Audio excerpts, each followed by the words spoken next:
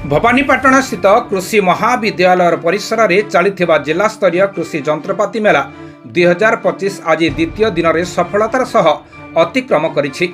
Malar प्रथम 2 दिन मध्य जिलार चाषी मानक मध्य प्रबल उत्साह देखा मिली, जार परिणाम स्वरूप मोट 3.57 कोटी टंकार कृषि जंत्रपाति बिक्रय होता सूचना मिली।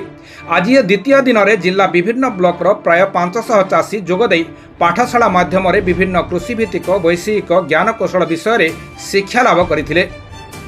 सभार प्रारंभ में श्री प्रमोद कुमार बेहरा जिला मुख्य कृषि अधिकारी कलाहांडी समस्त स्वागत करने सह मेलार उद्देश्य उपरे आलोकपात करथिले।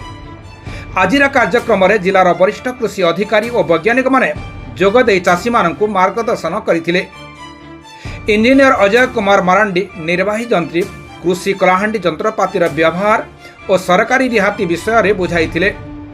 डॉक्टर श्रुति हासदा सहकारी प्रोफेसर कृषि महाविद्यालय जमी रे जलर सटीक विनियोग और संरक्षण कौशल विषय में वैश्विक सूचना प्रदान करथिले।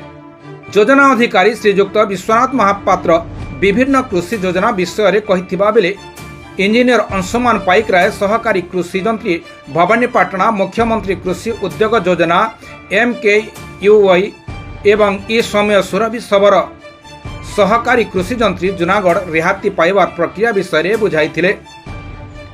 मोनालिसा प्रधान सहकारी उद्यान कृषि अधिकारी उद्यान कृषि विभिन्न योजना संपर्क में सूचना देते। रंजन कुमार पटेल गोष्ठी कृषि अधिकारी जूनागढ़ 9 श्रुति कृषि प्रणाली संबंध में आलोकपात कराइथिले। सुशील कुमार सेठी गोष्ठी कृषि अधिकारी भवानीपाटना मृत्तिकार स्वास्थ्य रक्षणाबेक्षण और तार उपयोगिता उपरे गुरुत्वारोप करथिले। नौकेश्वर नाग जिला कृषि अधिकारी धर्मगढ़ विभिन्न चाष प्रणाली और कृषि क्षेत्र में अत्यावश्यक दिग गुड़िक उपरे चाषी को परामर्श देथिले। सभार अंतिम पर्यायर जितेंद्र कुमार सिंह गोष्ठी कृषि अधिकारी केसिंगा धन्यवाद अर्पण करथिले। एही मेला रे ट्रैक्टर पावर टिलर ठारू आरंभ करी आधुनिक स्प्रेयर एवं जलसेचन पाई व्यवहृत जंत्रपाति एठारे उपलब्ध करा जायछि।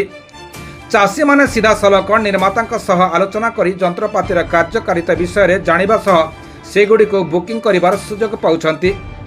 मेला अवसर में जंत्रपाति बुकिंग करिथिबा हिताधिकारी मानकु अतिथि मानक द्वारा जंत्रपाति बंटन प्रमाणपत्र प्रदान कर जायथिला। प्रथमे 2 दिन में 3.57 कोटी टंकार व्यवसाय चाषी अत्याधुनिक प्रति आग्रह को प्रमाणित करुछि। एही समग्र कार्यक्रम को कृषि विभाग जंत्री अधिकारी कृषि पर्यवेक्षक एवं क्षेत्र कर्मचारी माने सुचारू रूपे परिचालना करिसेंती। एही मेला आसंता 7 तारिख जनवरी पर्यंत चलिबो।